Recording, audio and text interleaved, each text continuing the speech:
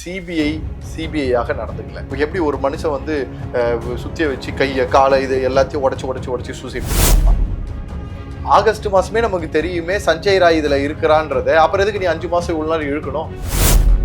அவசர கதியெல்லாம் இல்ல, விஷயம் எல்லாம் தெரிஞ்சே முடிச்சிருக்காங்க. இதே கேஸ் தான் அண்ணா யூனிவர்சிட்டிக்கு வரும், எழுதி கொடுக்கட்டுமா? நானு டைரக்ட் இன்வெஸ்ட்மெண்ட் பண்ணுங்க சார், ஹேங்கிங் பண்ணுங்க, எல்லாரும் முன்னாடியும் ஹேங்கிங் பண்ணுங்க. நம்ம ஊர்ல சொல்றதா யார் அந்த சாருன்னு சொல்ற கதை தான் அங்க நம்ம கேட்க வேண்டிய ஒரு முக்கியமான இடம். நீ என்ன வேணா பண்ணிட்டு ஜாலியா இரு, உன்கிட்ட பணம் இருக்கா? மூச்சு திணறல், மூச்சு இழைப்பு, குரட்டையால் அவதியா? நுரையீரலை ஆரோக்கியமானதாக்கி எளிதாக சுவாசித்திடுங்கள். தங்கம் 24x7 ஆஸ்துமா சிகிச்சை நாமக்கல் மற்றும் கான்பூர். கிங் டிவி நேயர்களுக்கு வணக்கம். இன்றைய சிறப்பு நேர்காணலில் நம்முடைய இணைந்திருக்கும் சிறப்பு விருந்தினர் சமூக ஆர்வலர் திரு ஹரிகிருஷ்ணன் அவர்கள். சார் வணக்கம். வணக்கம். இது கிட்டத்தட்ட ஒரு 5 மாசமா எதிர்பார்த்தான். அதாவது கல்கட்டா அந்த ஆர்ஜிகர் மருத்துவமனையில் அந்த மாணவி, அதாவது பயிற்சி மாணவிக்கு ஏதாவது நீதி கிடைக்குமா அப்படின்னா கிட்டத்தட்ட 5 மாசமா எதிர்பார்த்தா சியால்டா நீதிமன்றம் இன்னைக்கு பரபரப்பு தீர்ப்பு ஒன்று கொடுத்துருக்காங்க. சஞ்சய் ராய் தான் குற்றவாளி, சாகும் வரை ஆயுள் தண்டனை அப்படின்னு சொல்லி கொடுத்துருக்காங்க. இந்த தீர்ப்பை நீங்க எப்படி பாக்குறீங்க? அதை தீர்ப்பாவே பார்க்கல. என்ன தெரியும் சொல்றீங்களே? ஏன்னா இப்போ ஆர்ஜிகர் மருத்துவமனையில் என்ன நடந்திருக்குன்றத நம்ம எல்லாராலையும் யூகிச்சு சொல்ல முடியுது. அப்படி இருக்கும்போது சாகும் வரை ஆயுள் தண்டனைனா அந்த பேர்ல ஹைலைட்ல சாகும் வரை ஆயுள் தண்டனை தான் சரியாயிடுமா? ஆயுள் தண்டனை எவ்வளவு ரசிச்சு வாழ்ற கைதிகள்லாம் இருக்காங்கன்னு தெரியுமா? ஒரு மனுஷனுக்கு தப்பு பண்ணா அந்த தவறுக்கான தண்டனை என்னன்றத இந்த உலகம் பார்த்து பயப்படணும்.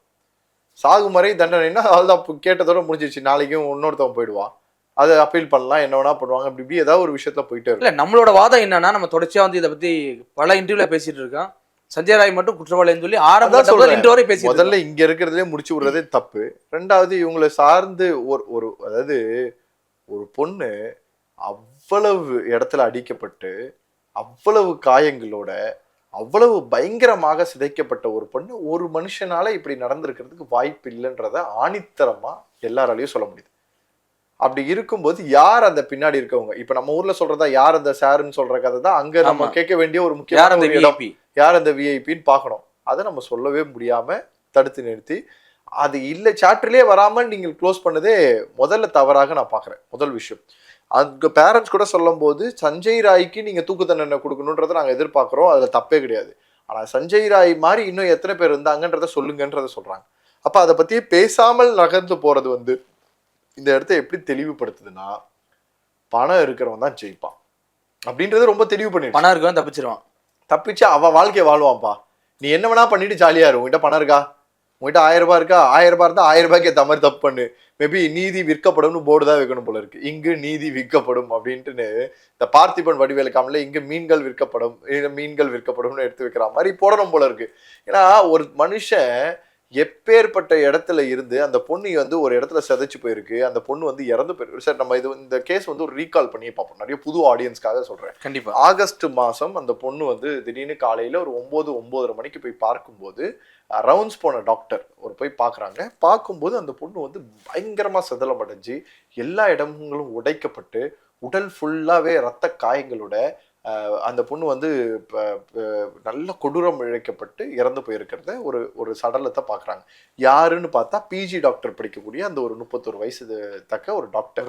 இதை உடனே அங்கே இன்ஃபர்மேஷன் கொடுக்குறாங்க. 9:30 மணிக்கு இன்ஃபர்மேஷன் கொடுக்குற அந்த டீட்டெயில்ஸு அந்த காலேஜோட டீன் பிரின்சிபல்னு சொல்லக்கூடிய சந்தீப் கோஷ்க்கு போகிற டைம் 10:30க்கும் என்னவோ, கிட்டத்தட்ட 10-20-50 நிமிஷம் டிலேவாக தான் போகுது. அதுவே தப்பு. முதல்ல ஒரு கால் ஒரு இடத்துல நடந்திருக்குன்னா அதோட இன்சார்ஜ்க்கே 40-50 நிமிஷம் கழிச்சு தான் இன்ஃபர்மேஷன் போயிருக்கு. இதெல்லாம் நம்ம வந்து என்கொயரிலேருந்து எடுத்த டேட்டா வச்சு நான் சொல்கிறேன். அடுத்ததாக அந்த இடத்துக்கு வந்து ஒரு லோக்கல் அந்த ஹாஸ்பிட்டலுக்குன்னு இருக்கக்கூடிய போலீஸ், அடுத்த போலீஸ், அடுத்து வந்து டிசிபி, இப்படி ஒவ்வொருத்தராக விரைய என்ன நடந்திருக்குன்னு பார்க்குறாங்க. அப்புறமா வந்து அந்த சிசிடிவி கேமரா சர்வலைன்ஸ் ஃபுட்டேஜஸ்லாம் வச்சு அந்த சஞ்சய் ராயை வந்து போனான்றதை பண்ணுறாங்க. அப்புறம் அவன் தான் பண்ணான்றதை கன்ஃபர்மேஷன் பண்றாங்க. அவனே ஒப்புதல் வாக்குமூலம் அளித்ததாக தகவலை வெளியிடுறாங்க. அப்புறம் அவங்க பேரண்ட்ஸ்க்கு வந்து இது நடந்துட்டு இருக்க அதே டைம்ல அவங்க பேரண்ட்ஸ்க்கு வந்து முதல் ஒரு கால் போகுது, இந்த மாதிரி உங்க பொண்ணு வந்து ஹாஸ்பிட்டல்ல ட்ரீட்மெண்ட்ல இருக்கா வான் அப்படின்ற ஒரு வார்த்தை விடுறாங்க. ரெண்டாவது திருப்பி கால் போகுது, சீக்கிரமா கிளம்பி வாங்க அப்படின்னு சொல்றாங்க. மூணாவதா ஒரு கால் வருது, உங்க பொண்ணு சூசைட் பண்ணிக்கிட்டா நீங்க வாங்க அப்படின்னு சொல்றாங்க. இப்படி எப்படி ஒரு மனுஷன் வந்து சுத்திய வச்சு கையை காலை இது எல்லாத்தையும் உடச்சு சூசைட் பண்ணிக்க முடியுமா? ஒரு ஜென்ரல் இது வேண்டாம். கரெக்ட். ஒரு அதுவே பெரிய தப்பு தான். அதுவே பெரிய தப்பு. அப்ப இங்க ஏதோ ஒருத்தர் ஒளிஞ்சிருக்காங்கன்றது. இது வந்து சஞ்சய் ராயா பண்ணியிருப்பான். அந்த அளவுக்கு மூளை இல்லாதவெல்லாம் அவன் கிடையாது. அந்த அவன் இப்பயும் அங்க இருந்து விலகி போயிட்டான். அப்ப இந்த விஷயம் நடந்து அது யாருனே இன்னைக்கு வரைக்கும் அதுக்கான பதில் சொல்லாமலே இந்த கேஸை முடிச்சிருக்கிறதே பெரிய கேள்விக்குறி. அடுத்தது வந்து அவங்க ஃபேமிலியை வர வைக்கிறாங்க. அவங்க ஃபேமிலி வந்து பாக்குறாங்க, சீக்கிரமா இது பண்றாங்க. நைட்டு 11:30 என்னவோ தான் எஃப்ஐஆர் ஃபைல் பண்றாங்க. ஆனா எல்லா விஷயத்தையும் முடிக்கிறாங்க. சீக்கிரமா அந்த பொண்ணோட உடலை வந்து இது பண்றாங்க, டிஸ்போஸ் பண்றாங்க. அந்த பொண்ணோட உடலை முடிச்சுட்டுறாங்க. அதோட எவிடன்ஸ் எல்லாத்தையும் அழிச்சிடறாங்க. முடிஞ்சு போச்சு. அந்த பொண்ணு எங்க அடிபட்டு கிடந்ததோ அந்த இடத்த இடிச்சிட்டாங்க. அந்த இடத்தோட எவிடன்ஸ் அழிக்கப்பட்டிருக்கு. இதெல்லாம் சஞ்சய் ராய் பண்ணானா? கிடையாது. அவ்வளவு பச்சையா தெரியுது ஒரு பொண்ணோட வாழ்க்கையை ஒரு பெரிய கும்பலே சீரழிச்சிருக்குன்ட்டுன்னு.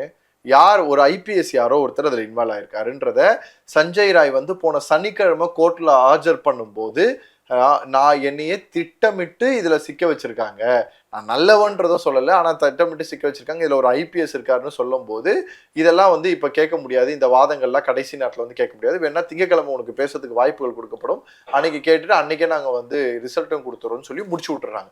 அப்ப இன்னைக்கு அந்த திங்கக்கிழமைக்கான அந்த ரிசல்ட்டுக்காக நம்ம எல்லாரும் காத்துக்கிட்டு இருக்கோம். என்ன நடக்கிறோம்னா எதுவுமே இல்லாம தண்டனை முடிச்சு விட்டு அந்த அவனுக்கு வந்து சாகும் வரை ஆயுள் தண்டனைன்னு சொல்லி க்ளோஸ் பண்ணி முடிச்சிட்டீங்க. அப்ப இவ்வளவு நடந்தது என்ன? அந்த வீட்டுக்கு கால் பண்ணது யாரு? எஃப்ஐஆர் லேட்டா ஃபைல் பண்ணதுக்கு இன்ஃப்ளூயன்ஸ் பண்ணது யாரு? அவ்வளவு வேகமாக அந்த பொண்ணோட உடலை வந்து இது பண்றதுக்கான காரணம் என்ன? இதுக்குள்ள இன்வால்வ் ஆனன்னு சொன்ன இவங்களோட இது என்ன? அதுக்கப்புறம் டீல் பேசினது என்ன? சிபிஐ அந்த பேரண்ட்ஸ் கிட்ட போய் என்கொயரியே பண்ணலையாம். இது வரைக்கும் 2 வாட்டி தான் வந்திருக்காங்களாம். சும்மா நார்மலா கேட்டுட்டு போயிருக்காங்களே தவிர என்ன இருக்கோ, உங்களுக்கு என்ன சந்தேகம், நீங்க எப்படி பாக்குறீங்க, உங்க பொண்ணு எதுவுமே அவங்க கேட்கலையா. சிபிஐ சரியாகவே விசாரிக்கவே இல்லை அப்படின்ற குற்றத்தை அவங்க பேரண்ட்ஸ் வந்து ரொம்ப ஆணித்தரமா அதுல எடுத்து வைக்கிறாங்க. ஒருவேளை அவசர கதியில அந்த கேஸை முடிக்க நினைச்சு முடிச்சாங்களா? எப்படி? அப்படிதான் முடிச்சிருக்கணும்னு சொல்றேன். அவசர கதியெல்லாம் இல்ல, விஷயம் எல்லாம் தெரிஞ்சே முடிச்சிருக்காங்கன்னு தான் அர்த்தம். நாம போன வாட்டி பேசும்போதே சொன்னதுதான், சிபிஐயாக நடந்துக்கல. நம்ம ஸ்டேட் கவர்மெண்ட்டை தாண்டி சிபிஐக்குள்ள போறது ஒரு நம்பிக்கையின் பேர்ல. அந்த நம்பிக்கையை சிபிஐ உடைச்சிருச்சு. சிபிஐக்கும் அதுக்கும் கிடையவே கிடையாது. மொத்தமா அந்த பொண்ணை வந்து அன்னைக்கு வந்து சஞ்சய் ராயோ அல்லது ஒரு 3 பேரோ 5 பேரோ 10 பேரோ சேர்ந்து இதை செய்திருக்காங்கன்னு நம்ம நினைச்சோம்னா அதுக்கு ஈக்குவலா அந்த மேற்கு வங்காளத்தில் இருக்கக்கூடிய இந்த தீர்ப்பு வழங்கினவங்கல இருந்து, இந்த தீர்ப்புக்காக ஓடினவங்கல இருந்து, சிபிஐல இருந்து எல்லாரும் சேர்ந்து அந்த பொண்ணை இந்த மாதிரி ஒரு கிட்டத்தட்ட வந்து ரேப் பண்ணதுக்கு ஈக்குவலா அந்த பொண்ணை சிதைச்சிருக்காங்கன்னு தான் நான் சொல்லுவேன், அடிச்சு சொல்லுவேன். ஏன்னா நியாயம் வாங்கி கொடுக்கக்கூடிய இடத்துல யார் இருக்கீங்களோ அவர்கள் நியாயத்துக்காக பேசல அப்படின்னா நீங்கள் எல்லாம் நியாயம் வாங்கி கொடுப்பதற்கு தகுதியானவர்கள் கிடையாது. உங்களை கடவுளா பார்க்கக்கூடிய இடம். ஒரு ஹாஸ்பிட்டல்ல டாக்டர் எப்படி கடவுளா பாக்குறாங்களோ அதே மாதிரிதான் நீதித்துறையில இருக்கக்கூடிய நீதியரசர்களையும் நம்ம வந்து கடவுளாக பார்க்கக்கூடிய இடத்துல இது நடக்கவே கூடாது. இது எல்லாம் ஓப்பனா தெரிஞ்சு வருது. இதுல தீர்ப்புல வந்து பாத்தீங்கன்னா அந்த தடவியல் அந்த இது முடிவோட அடிப்படையில தான் அந்த தீர்ப்பு வழங்கப்படுதுன்னு சொல்றாங்க. அப்படிங்கும்போது அதுவே தப்பு. இந்த முடிவு தான் நமக்கு ஒரு 4 மாசத்துக்கு முன்னாடி 5 மாசத்துக்கு முன்னாடி தெரியுமேன்னு நான் கேட்கிறேன். ஆகஸ்ட் மாசமே நமக்கு தெரியுமே சஞ்சய் ராய் இதுல இருக்கிறான்றத. அப்புறம் எதுக்கு நீ 5 மாசம் இவ்வளவு நாள் இழுக்கணும்? நான் சொல்றது கரெக்ட் தானே? 5 மாசத்துக்கு அவன் தான் முதல் நாளே அரெஸ்ட் பண்ணிட்டீங்க, அவன் தான்றதை கன்விட் பண்ணிட்டீங்க. நமக்கு 5 மாசம் எடுத்ததே யாரெல்லாம் இன்வால்வ் ஆயிருக்காங்கன்றதா. அப்ப 5 மாசம் என்ன இன்வெஸ்டிகேஷன் பண்ணீங்க? டெய்லியும் போய் காருக்கு பெட்ரோல் போட்டு மிச்சர் சாப்பிட்டுட்டு தான் வந்தோமா? தெளிவா நமக்கு ஒரு மனசாட்சி இல்லையா சார்? ஒரு இடத்துல எங்க கேக்குறீங்க? நம்ம அங்க இருக்கக்கூடிய டாக்டர்ஸ் சொல்றாங்க சரி இது இந்த இதுல நடந்துருக்க கூடாதுன்ட்டுன்னு. சரி, சந்தீப் கோஷ் மேல அடுத்து 2-3 குற்றச்சாட்டுகள் வந்து அந்த பிளங்களை விற்கக்கூடியது, அப்புறம் மருத்துவ ஊழல்கள் பண்ணது, நிறைய பேரை இன்ஃபுளுயன்ஸ் பண்ணது, மார்க்ல கை வச்சதுன்னு பல விஷயங்கள். இதை பத்தி ஏன் இது பண்ணவே இல்லை? அந்த ஒரு போலீஸால் வந்து பைக்கை கொடுத்தது, இந்த சஞ்சய் ராய்க்கு ஹெல்ப் பண்ணது, இந்த மற்ற விஷயங்கள்லாம் வந்தது, அவரை பத்தி ஏன் நீங்க பேசல? யார் இந்த சாருன்னு ஒரு அந்த போன்ல பேசினான்ற அந்த ஒரு விஷயத்தை வச்சே இவ்வளவு தூரம் நம்ம பேச முடிஞ்சது. எப்படி நீ இதை விட்டு தருவீங்க? இதே கேஸ் தான் அண்ணா யூனிவர்சிட்டிக்கு வரும், எழுதி கொடுக்கட்டுமா? நான் 15 நாள் ரிமாண்டுன்னு போட்டாங்கல்ல, என்ன சொல்லுவாங்க? அதுக்கப்புறம் நம்ம மறந்துடுவோம், யாரும் பேச மாட்டாங்கன்னு சொல்லி முடிச்சு விடுறதுதான் கதை, வேற எதுவும் கிடையாது. நீங்க உங்க இஷ்டத்துக்கு இது பண்ணிட்டு ஒரு பேசுவாங்க. இன்னைக்கு வந்து மேற்கு வங்காள சிஎம்மும் இதுக்கு தீர்ப்புல வந்து எனக்கு வந்து திருப்தி இல்லை, இதுக்கு வந்து சிபிஐ சரியா பண்ணவே இல்லை, இதற்கு காரணம் வந்து மத்திய அரசு தான், இதை வந்து ஒழுங்காவே அவங்க பண்ணல, இதை ஒழுங்கா எங்க ஸ்டேட் போலீஸ் வச்சிருந்தாலே சூப்பரா பார்த்துருப்பாங்கன்னு அவங்க ஒரு ஸ்டேட்மெண்ட் கொடுக்குறாங்க. அந்த பக்கம் வந்து பிஜேபி சைட்ல இருக்கக்கூடிய எம்பி என்ன சொல்றாருன்னா, மேற்கு வங்காளம் பயங்கர இன்ஃபுளுன்சிங் பண்ணி குற்றவாளியை மறைச்சிட்டாங்க, வெறும் இவன் அப்பாவியும் கிடையாது, இவனும் ஒரு பெரிய ஒரு ஃப்ராடு, இவன் மட்டும் கிடையாதுன்றதா விஷயம். இவனுக்கு கிடைச்ச தண்டனை மாதிரியே இன்னும் ஒரு சில பேர் கிடைக்க வேண்டியது, அதை இந்த மேற்கு வங்காளம் தெரிஞ்சே மறைக்குது இதற்கு கண்டனம்னு இவங்க சொல்றாங்க. இது ஒரு பெரிய அரசியல் சண்டையாக இந்த பழி இவங்கிட்ட போறதும் இவங்க மேல பழிய போறதும் இப்படி போயிட்டு இருக்கே தவிர யாருக்கு நியாயம் கொடுக்கணுமோ அவர்களுக்காக பயணிக்கிறது கிடையாது. அந்த கடைசி நேரத்திலோட அப்பா வந்து ரொம்ப அழுகையோட சொன்னாரு, இவன் வந்து உண்மையான குற்றவாளி கிடையாது அப்படின்னு சொல்லி. உண்மையான குற்றவாளி சொல்லல, அதாவது இவன் மட்டும் உண்மையான குற்றவாளி கிடையாது, இவன் கூட பல பேர் இருக்காங்க, அதனால எனக்கு சிபிஐ இன்வெஸ்டிகேஷன் எனக்கு கொஞ்சம் கூட திருப்தியே கிடையாதுன்றதுல அவர் ஆணித்தரமா அடிச்சு சொல்றாரு. அவர் மட்டும் கிடையாது, எல்லாருமே சேர்த்து சொல்றாங்க. சார் நம்ம எவ்வளவோ எவிடன்ஸோட, சரி அப்புறம் எதுக்கு வந்து சரி யார் இடிச்சிங்கல்ல, அந்த இடத்த இடிச்சிங்கல்ல, அதுக்கு என்ன கேஸ் போட்டீங்க? ஃபோன் கால் மூலியமா ஹாஸ்பிட்டல்லேருந்து கால் பண்ணீங்கல்ல, அதுக்கு என்ன கேஸ் போட்டீங்க? என்ன நடந்துச்சு? எதுவுமே பண்ணல, இதுக்கு எதுவுமே பண்ணல. அப்ப இதுக்கெல்லாம் என்ன மீனிங்கு? அப்ப ஏதோ ஒரு வகையில நீ இன்ஃப்ளூயன்ஸ் பண்ணி உட்கார வச்சேன்னா நாளைக்கு எல்லாரும் இதே மாதிரி தான் தப்பு பண்ணிட்டு உட்காந்துருப்பான். நான் வேணா எழுதி கொடுக்குறேன், உன் வீட்டில் இருக்கக்கூடிய உனக்கு பிறந்த பொண்ணு, நல்லா இன்ஃப்ளூயன்சிங் இருக்கக்கூடிய பொண்ணுக்கோ இல்லை யாருக்கோ, அப்படிலாம் நான் கடவுளை கூட மனசை கூட நினைக்க மாட்டேன். அப்படி நடந்தாதான் உனக்கு இதோட வழியெல்லாம் தெரியும் அப்படின்னு தான் யோசிக்க தோணுது. சார் நல்லா படிக்கக்கூடிய, சக்சஸ் ஆகி பெருசா வந்து பெரிய கனவுகளோட கிட்டத்தட்ட 48 மணி நேரம் டியூட்டி பார்த்துக்கிட்டு தன்னுடைய வாழ்க்கை ஃபுல்லாவே மருத்துவ பணியில சமூகத்திற்காக அர்ப்பணிச்சு அதையே செஞ்சுட்டு ஒரு 2 மணி நேரம் ரெஸ்ட்னு போய் படுத்ததா சார் குற்றம்? இப்படி ஒரு வாழ்க்கையை மனுஷனுக்கு கொடுக்கணும்னா அப்புறம் என்ன சார் இருக்கு? கேரளால நடந்த அந்த ஜூஸ் மேட்ரு கேஸ் கூட தூக்கு தண்டனை கொடுத்துருக்காங்க. அதுக்கு தூக்கு தண்டனை கொடுத்தது கூட இதுக்கு கொடுக்க வைக்கலன்னா அப்புறம் என்ன சார் வந்து இருக்கு? டைரக்ட் இன்ஃபோர்ஸ்மெண்ட் பண்ணுங்க சார், ஹேங்கிங் பண்ணுங்க, எல்லாரும் முன்னாடியும் ஹேங்கிங் பண்ணுங்க. நீ தண்டனைன்றது வந்து அவன் செய்த தண்டனைக்கு மட்டுமல்ல, இந்த தண்டனைகள் அப்படின்றது வந்து அடுத்தவர்களும் இந்த மாதிரி ஒரு விஷயத்த பண்ணிடக்கூடாதுன்றதுக்காக கொடுக்கப்படுறதுதான் தண்டனை. உன்னோட இதுக்கேற்ற மாதிரி நீங்க தண்டனைகளை மாத்திட்டீங்கன்னா அப்புறம் என்ன இருக்கு? அதனால எதுக்கு இவ்வளவு சித்திரவதை பண்ணி அந்த பொண்ணை கொன்னுட்டு, ஆனா இப்ப வந்து சஞ்சய் பாருங்க எப்படி, அதாவது ஒருத்தர் பண்ணாங்க அப்படின்னா அந்த ஒருத்தர் எப்படி பண்ணிருப்பாங்க, என்னென்னலாம் நடந்திருக்குன்ற டீடைல் ரிப்போர்ட் நமக்கு வரணும். இப்ப இந்த சோளக்காடு இன்சிடென்ட்ல அந்த பொண்ணை இது பண்ணாங்க அப்படின்றத அந்த பொண்ணு தலையில அடிச்சிருக்கான், அவனை வந்து இணங்க சொல்லி கேட்டிருக்கான், அது கேட்கல, அதுக்கப்புறம் இது பண்ணியிருக்கான், அதுக்கப்புறம் கழுத்தை நெரிச்சு கொண்டிருக்கான், இவ்வளவு ஃபுல் டீடைல் ரிப்போர்ட் அங்க என்ன நடந்துச்சுன்றது வந்துச்சு. இதுல இருந்து என்ன ரிப்போர்ட் வந்துச்சு? எப்படி அவன் உள்ள கூட்டு போனா, இல்ல அந்த பொண்ணு முன்னாடியே படுத்துட்டு இருந்துச்சா, இல்லை இவன் போய் எதையாவது வச்சு அடிச்சு துன்புறுத்திட்டு தான் இது பண்ணா, எதுவுமே நமக்கு வரலாம எப்படி ஒரு கேஸ் முடிப்பீங்க? அதானே கன்க்ளூஷனுக்கு எப்படி வர முடியும்? என்ன நடந்திருக்குன்ற விஷயங்கள் எவிடன்ஸ் ஃபேக்டர்ஸோட நீங்க வெறும் வந்து நம்ம இயர்போன் எல்லாம், அதுதான் சொல்றோம். சஞ்சய் ராய் இதுல குற்றமற்றவன் நான் சொல்லல, சஞ்சய் ராய் குற்றமானவன் தான். ஆனால் சஞ்சய் ராயோட குற்றம் செய்தவர்கள் யார் யார்? அவனே ஒரு வார்த்தை கேட்கறான், என்ன சொல்றான், நான் வந்து அப்படி பண்றேன்றது நீங்க சொல்ற மாதிரியே இருக்கும்போது நான் ஒருத்தவன் தான் அப்படின்னா என்னைய வந்து பிடிக்கிறதுக்கு இருக்கக்கூடிய ஒரே ஒரு இது, என் கழுத்துல ஒரு கயிறு இருந்தது, ருத்ராட்ச கயிறு மாலை இருந்தது, பிடிச்சி இழுத்துருக்கலாமே, அதை அறந்துருக்கலாமே, ஏன் அறல? அப்படின்னா இவன் பண்ணவே இல்லை. ஆனா இவன் மட்டும் இருந்திருந்தானா அது ஈஸியா அந்த பொண்ணால எஸ்கேப். சார் நீங்க எப்பேற்பட்ட வீக்கஸ்ட் பாடியா ஒரு விஷயம் இருந்தா கூட கையில கிடைக்கிற ஒரு பொருளை வச்சு அடிச்சிருக்க முடியும். என்ன வேணா ஒருத்தரா இருந்தா அவ எவ்வளவு பெரிய பலசாலியாக இருந்தாலும் அதுல இருந்து தப்பிச்சிருக்க முடியும். சாகுற அளவுக்கு அவங்க அடி வாங்க முடியாது. ஒருத்தனால சாகுற அளவுக்கு அடிக்கவும் முடியாது, ஏன்னா அடிச்சாலும் வலிக்கும்.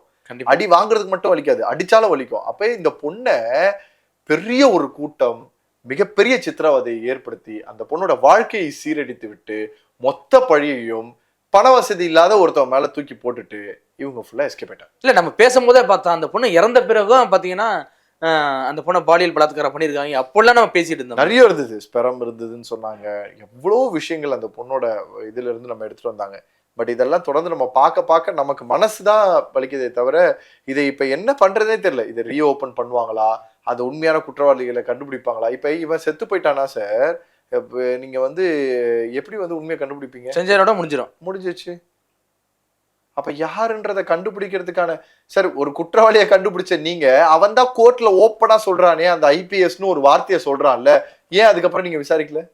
அப்படி என்ன சார் அப்படி ஒரு ஹிடன் வந்து பண்றீங்க? இதுக்கு முன்னாடி இந்த பொண்ணுக்காக போய் பேசின வக்கீல்கள், அந்த ஹியூமன் ரைட்ஸ் இருக்கவங்க எல்லாம் சொல்றாங்களா, எங்களுக்கு வேற ஒரு ப்ரெஷர் வருது, என்னால இந்த கேஸை எடுத்து பண்ண முடியலன்னு அவங்க சொல்லி பேக் வாங்கியிருக்காங்க. கண்டிப்பா ஆமா, பேக் வாங்கியிருக்காங்க. அப்ப என்ன சொல்ல வராங்க? அப்ப ஏதோ ப்ரெஷர் வருதுன்றாங்கல்ல, அப்ப என்ன ப்ரெஷர் அது? அப்ப இங்க எப்பயோ முக்கியமான ஜாம்பவான் இதுல இருக்கான், அவனை மறைக்கிறதுக்காக ஒருத்தனோட வாழ்க்கையை முடிச்சு விட்டாங்க. கண்டிப்பா நீதி கிடைக்கிற வரை தொடர்ச்சியா பேசுவோம். மிக்க நன்றி சார். நன்றி. மூச்சு திணறல், மூச்சு இழைப்பு, குரட்டையால் அவதியா, நுரையீரலை ஆரோக்கியமானதாக்கி எளிதாக சுவாசித்திடுங்கள். தங்கம் 24/7 ஆஸ்துமா சிகிச்சை நாமக்கல் மற்றும் கான்பூர்.